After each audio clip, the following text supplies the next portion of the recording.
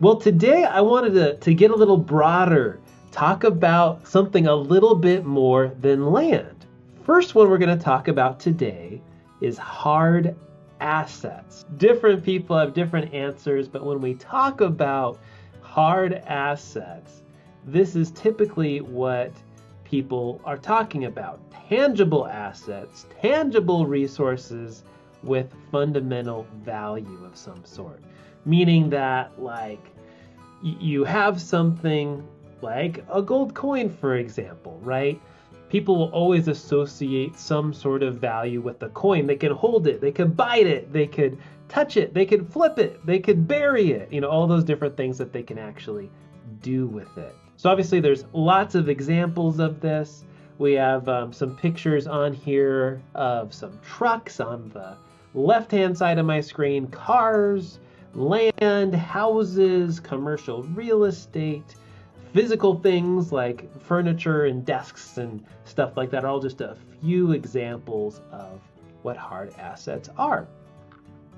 Now, they can be long-term, they can be short-term.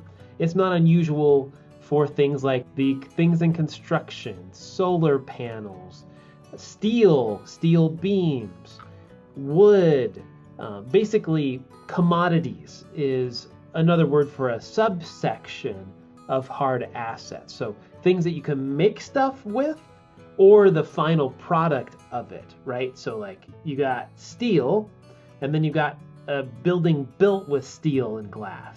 So whether it's the initial thing or the final product, both are considered hard assets. Now, the value of hard assets obviously varies from thing to thing. Some things cost less, some things cost more. So if we want to acquire assets and hard assets, you got to be aware of how much those things are. Now, a lot of people consider hard assets valuable because they can be used to produce stuff, they can be used to purchase stuff, they can be used to barter, they can be sold to generate cash when times suck. Now, okay, we know hard assets, right? Something tangible, something you can hold, you can bite, you can you can flip, all kinds of things you can do with it. But in comparison, what is a soft asset? So, soft assets being something that is intangible. We've listed some stuff here. The things people are most common with that might be considered a soft asset are like stocks, bonds, mutual funds, cryptocurrencies. They're all like on paper, right? They have value to them. You might be able to cash them out, but you can't actually touch a stock. It is a soft asset, an intangible asset, something you can't hold or touch or whatever. Hard assets are fundamentally valuable because there's only so much of it, right? We talk about this all the time with land. There's only so much land in the world.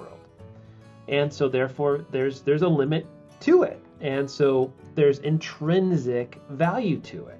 So that's why land tends to hold its value. Can it go up and down? Absolutely. A lot of times lately, the last few years, it's gone up, up, up. Could it go down? Sure, it could go down. But eventually, there's only so much to it. So there are different kinds of hard assets, and I would even categorize them into something that is productive versus something that is not productive.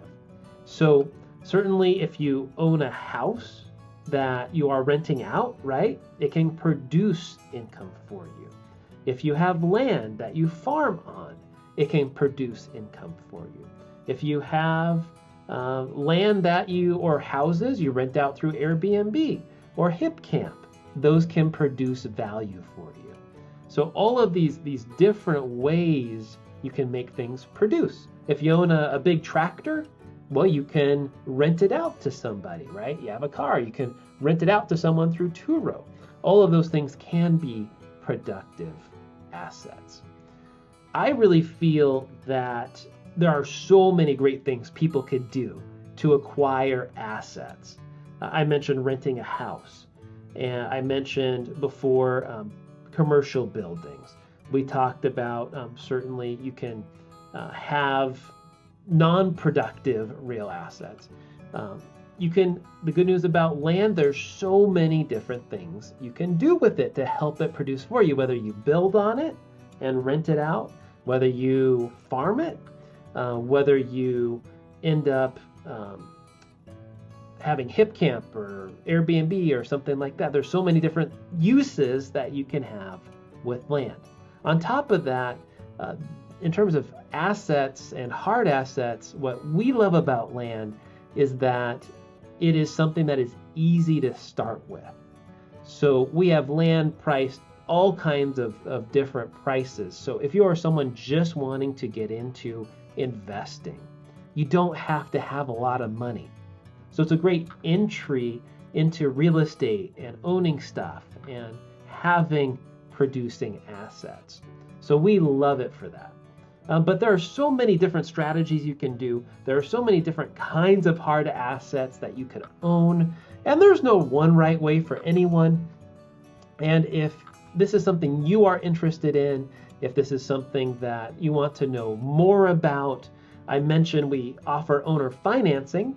So just make sure to check out our website and get more information there, as well as on YouTube, where we have a presentation on this. If you look, we have a playlist on owner financing that you'll definitely want to check out, understanding what is owner financing about, how do you go about it. So make sure to check out that playlist, and we'll look forward to hearing from you soon. Thanks so much. Bye-bye.